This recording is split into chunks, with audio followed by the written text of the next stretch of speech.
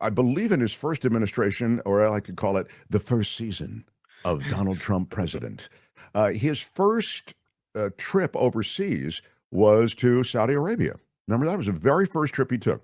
And that should have been a tip that this was going to be a robust relationship. And indeed, a lot of Middle East money has flowed into Trump bank accounts and also to Trump related bank accounts. I'm talking about Jared Kushner, for example, getting $2 billion, et cetera, to start his fund.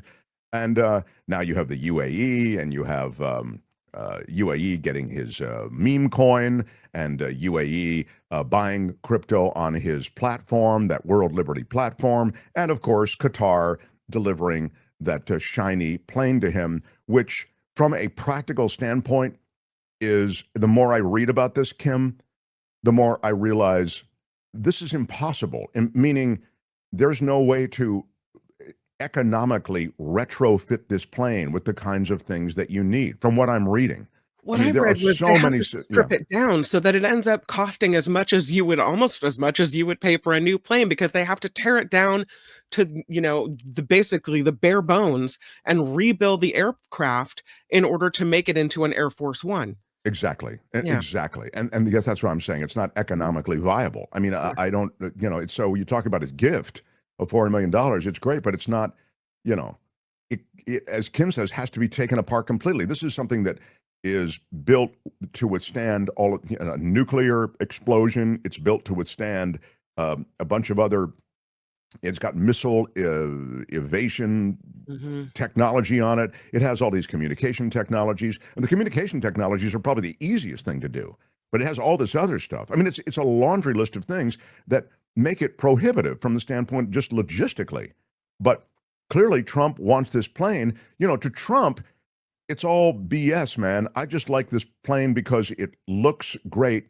It's gold encrusted. Everything is, velvet and luxurious, right? It's the way I want it. And look at this administration. They don't care about stuff like security and all of that. And they also don't care about spending money. I mean, they're on the Signal app like, two 16-year-olds talking. They're all on the Signal app over and over and over again. And the reality is, these are important considerations: security, infiltrating security at the highest levels. And yet these issues really don't matter as much, it would seem, to this administration. But anyway, Trump is in his favorite place next to Mar-a-Lago, and that is Saudi Arabia. Here he is being greeted. Oh, that was a nice welcome. Yeah. That's what Mohammed bin Salman, There you the go. ruler of Saudi Arabia, saying, "Welcome aboard."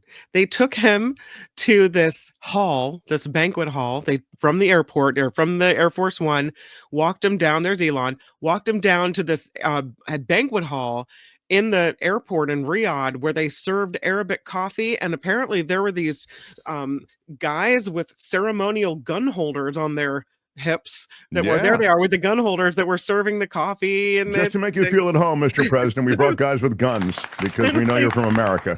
Yeah. Where's the Secret Service? Did they have to check that ahead of time? Yeah. Yeah. I have a little bit, Tony. Didn't I send you a bit of the? There he is, Trump speaking to MBS. I have a little bit of his speech. Then we'll talk again with David K. Johnston about the announcement of the China pause. I touched on it yesterday, but of course it's a weird thing for like a self-inflicted wound to then be sort of claimed to have remarkably healed. I mean, it's a bizarre, Trump shoots us in the foot and then talks about, we can walk again now because I've made this deal. MSB pays cash. Where's my Saudi Arabia pays cash? I used to have that, Tony. Saudi Arabia pays cash. I think I have it under. I'll find it. But right now, play me a little bit of Trump at this conference today, this U.S. investment forum. Isn't this the same guy who cut the head off the reporter, John Dresch? Yes, that's right. This is the same guy who ordered that. Right. It would seem, based on that. Yeah. So here is a refreshed Donald Trump, and I'll say this, and then I'll let it run. This was the oddest speech, and I did watch a bunch of it. It was odd for the fact that it was all peacocking about how great an election win it was, how he's reshaping the American economy. It was like a victory lap he was taking. And the reason that's weird isn't because of Trump. And of course, Trump wants to talk about that nonstop. It's sort of his default mechanism rhetorically, how well he had done in the election. Let me tell you how America's never seen so much investment before, blah, blah, blah. But what's weird is you got to know your room a little bit. And I felt like he really got off on his election win more than perhaps what the room felt was relevant, unless you just view the whole thing as performative. Go ahead, Tony. Here's a little bit. Weeks. We just reached a historic trade agreement with the United Kingdom, and over the weekend we reached a breakthrough agreement with China. Both outstanding deals. China's agreed. We have to get it down. We have to get the little details down. And Scott, you're going to work on that very hard, but China's agreed to open up to the United States for trade and everything else.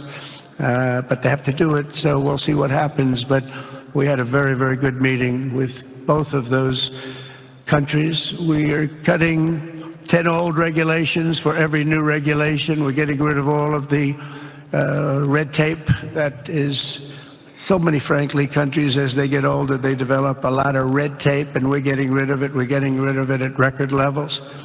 And I'm pleased to report that the United States Congress is on the verge of passing the largest tax cut and regulation cut in American history. We think we're in good shape to get that. And if we get that, that will be like a rocket ship for our country. In the first quarter of the year, the investment in America was up an astounding 22%. More than $10 trillion of new investments have been announced or are coming just since the election on November 5th. So think of that. In a very short period of time, we have over $10 trillion. By the way, and that could figure, be much. I haven't checked it, but I promise you it is total BS. That is an absolute pulled it out of my ass number. He is the Saudi Arabia pays cash. Yeah, I mean the deal with Trump, when you hear these figures like that, and you're thinking, wow, that's extraordinary. Yeah, it is extraordinary. It's total fiction. Saudi Arabia pays cash. Okay, go back to it, please, Tony, if you would. Much higher than that. Not everybody comes to the White House to have a news conference that they're going to be opening up in America, but they're all coming in at numbers that we've never seen before. If you take a look at other presidencies, they wouldn't do $1 trillion sometime in years. We did this in essentially 2 months because you have to say we got into office and they gave me about a month to clean up and fix up the Oval Office, and after that we started working. And the money is pouring in, the jobs are pouring in, the companies are pouring into our country like we've never seen before. There's never been anything like it.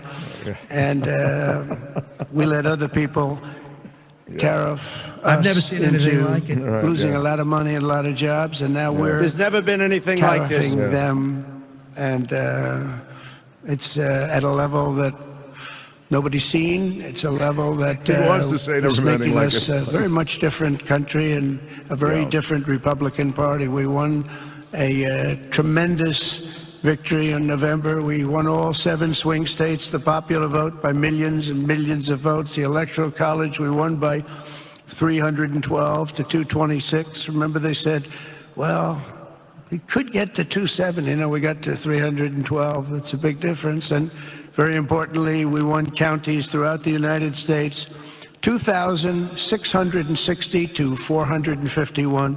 Do you guys want to That's get why your when you pens look out at a and map, jot all they're this stuff all down? red. I mean, it's crazy. I mean, you really wonder, like, what, as I say, it's the digression he's most comfortable with, is, talking about his dominant electoral win. But what you're seeing is him peacocking, right? He is, I think, in his happy place, which is the Middle East. He is able to make deals there. There isn't the kind of ethical, even artifice of ethical conflict of interest issues that you find in this country and in the West. In the Middle East, money is king. And so they're looking to make deals all the time. And it's a tough neighborhood. So they can't afford, is the thinking, to be super specific and careful about things. Here's a president you can buy out. He's so pliable as long as you've got money. that he's a gift to the Middle East. Saudi Arabia pays cash. So the idea somehow that, you get the Qatari jet and you get, it's all of a kind, It's like they put him in this giant venue that looks like the Pirates of the Caribbean ride with the dim lighting and the chandeliers hanging down. And, it's very interesting. And it's a massive, it almost looks like a World Cup soccer stadium. And it's almost like no one told him he was going to be speaking here, that he just got up on stage and reverted back to all the old familiar hits at a Trump rally. Right. And prepared nothing new or nothing for this specific audience. It's crazy. And then there's this. It's well known that President Donald Trump loves a Big Mac. During his first term, he famously served fast food at the White House banquets. And during the 2024 campaign, he wore an apron and handed out fries at McDonald's in a staged event for cameras. As the Saudis work to impress Trump during his trip to Riyadh, they're focusing on even the smallest details, like his fondness for the Golden Arches. They set up a custom-built mobile McDonald's truck designed to support the presidential visit and the throng of journalists who are covering it. This is a 4-day trip across the Middle East, as you know. It's the first major international mission since getting into office in Trump season 2. And it's a carefully choreographed and unusually personal welcome, with Saudi officials rolling out a full-sized mobile McDonald's truck ahead of the Trump arrival. It's a double staircase trailer branded in Arabic and English, was parked outside a media hub called Media Oasis. Journalists were hosted amid video screens showcasing Saudi mega projects like the futuristic Neom City and the upcoming 2034 FIFA World Cup. Unclear if Trump will eat from the McDonald's truck, but it is there, and it is filled with sort of the symbolic detail, this trip. Nothing says good morning, you're in Riyadh like an Egg McMuffin, Nothing There's says never you're been anything like this. Yeah. It's time for lunch in Saudi Arabia, like fries and a Big Mac. Come on. They know how to put on a show. Those are the Saudis. They know how to put on a show. Hi, it's Mark, and I thought that was great. Hit the notification bell. You'll know whenever there's a new video being dropped, and please subscribe to our channel to help us save the universe.